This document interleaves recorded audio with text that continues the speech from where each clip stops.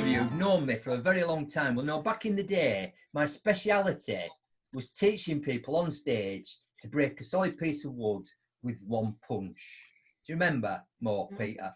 Because one of Peter's job, my brother-in-law, was to help me cart lumps of wood. Won it out at Royal Armouries, right? In fact, we won't get through this story, but I'll just say brief. Talk about customer care, right? So we'll do this another night. We'll keep it on the board. Just wait for it. So this is a solid bit of wood, right? So weird. So I haven't calculated this, but I did board breaking live on stage and in workshops. Must have been 15 years, 20 years. That's a lot of wood, isn't it? So I'd often go down Timber Yard in Middleton, I think it was, see the bloke there, and they'd sew it up from planks. You have to get the right kind of wood, because when we first said, what you don't want is the wrong kind of pine, right? You need soft pine, but it's still solid wood, right? And I remember the guy be going, what are you doing with all this wood? It's weird. What is it? Some weird shelving, stacking? You've got some bricks, you're making some, what's going on? I went, it's like this board breaking thing, right? And then we get to Royal Armouries, won't we, Pete, at like these big events that start at, did we start at 9, I think, and we'd have to register to be like 300 people. But we'd have to get there early to get all wood in to Royal Armouries, right, and get stage set up. It's got a proper stage. I don't know if you've been to that venue, it's quite a good venue. Sadly, probably no more because of social distancing. Well, that might be a chicken of doom moment. But anyway, so for the 8th time, I don't know if you were there that morning, Pete, there's guys, they're in Royal Armouries blazers, right? And I parked my big 4x4 that I had at the time, because it had to have like shed loads of wood in back, right? And I park it, and you know those people who can't wait to tell you that you can't do something? Normally they're wearing a high-vis jacket, aren't they? In this case, he was wearing, I think it was like either an orange or a green Royal Armouries blazer. And he literally sprinted. He sprinted from the entrance to the Royal Armouries to where my car was, and he went, "Oi, yo!" I'm only this far away from him. I don't know who's shouting, right? "Oi, you!" I went, "What? You can't park your car there." I went, "I know. Just unloading. We've got a big event in the Bury Theatre. We do 6 events there a year for 200 people. So what? Can't park your car there."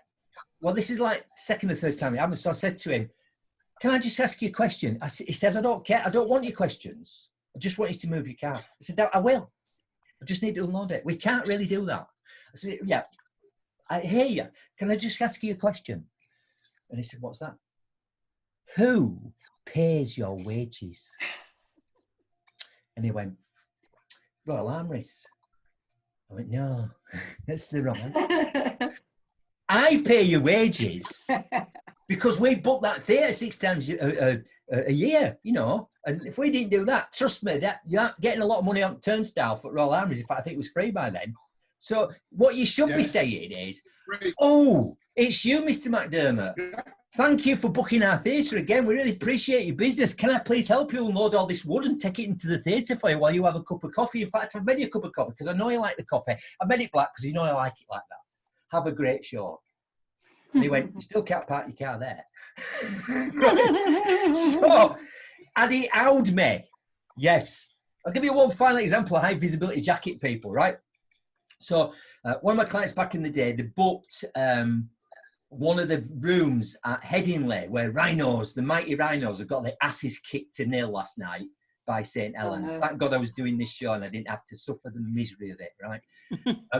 So they said, we booked a room there. It's in the cricket part. I think it was the Len Hutton room or something. And we're doing it on the Friday afternoon, but there's a Rhinos game, which this client also sponsored. They have like a box there, you know, when you have like a sponsored box. What you do is you're going to do like your leadership thing with my team. And then afterwards, we're all going to go to the game and you can come to our box, even though I'm a season ticket holder and I like to sit with proper people. Do you know what I mean? But I thought I'll be behind a bit of glass for one night if I get a free dinner out of it, right?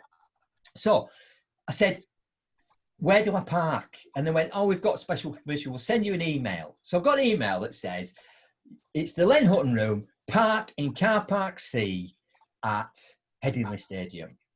Are you ahead of me on this story? Yeah. So I know where car park C is because it's Nate Turnstile that I use every time I go to watch rhinos at home, right?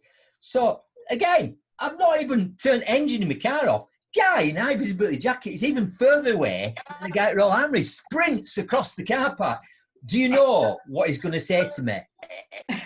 You can't. Is he going to say, you can't park there? Now, just as an aside, I could have been the new head coach, because I'm called McDermott as well. I could have been Brian McDermott, couldn't I? The new head coach of these Rhinos. For all he knew, I could have been the new CEO of Yorkshire Cricket Club, couldn't I? I could have been anybody. But I just happened to be me, right? And I'm not even got. I don't know why I'm doing that, because I don't have one of those windows on my car. I kind of went like that. A window went down. And he went, you can't park there. And I went, excuse me, I've got an email here. And he's like, he's incandescent with rage. I don't know why he's so angry about the fact. I mean, this is 1 o'clock in the afternoon. There's no other cars there. And he's going, you can't park there. And I'm going, he says, it's not. And he was trying to be, he realised he was being a bit angry. So he got a bit more civil. And he went, thing is, there's a game tonight. And this will all be, you know, for supporters and fans, you know, so can't have your car there. And I went, I know all that.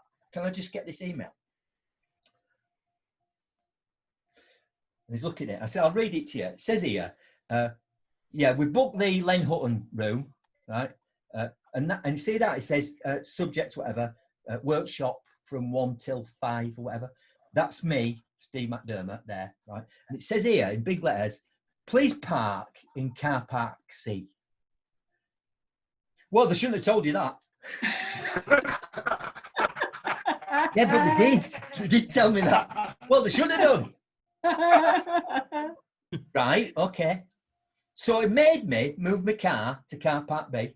And then again, I had even more stuff that I wasn't doing ball breaking. I remember I do this thing called leadership ladder. So I actually had a ladder, like an 8-run ladder that I had to cart along, right? And then how different can people be? Here's the final part, and then we're nearly towards the end, right?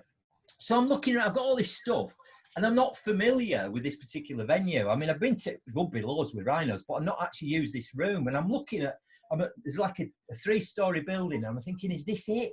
Is this still the rugby ground, or is this that? And there's a guy walking past in overalls with a tin of paint and a paintbrush, right? Obviously going somewhere else to do something else. And I'm like this, and he turned on his heel and he came up and he went, what room are you looking for? And I went, oh, Len Hutton suite. He said, oh, it's 3rd floor. I'll give you a hand. Now, clearly, he was going somewhere else, wanted to paint something, because he's in overalls. He put his tin of paint down. So he says, we're going to lift.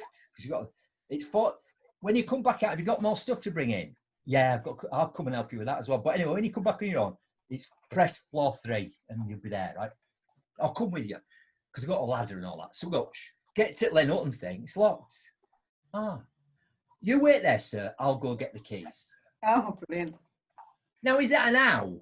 Ow? Or is that a how? Or is that a wow? Wow. So what we must ask ourselves is this. How the hell did they get him to behave like that? And all the other people don't. You know, it's a mystery to me. And it will remain a mystery because we're out of time now.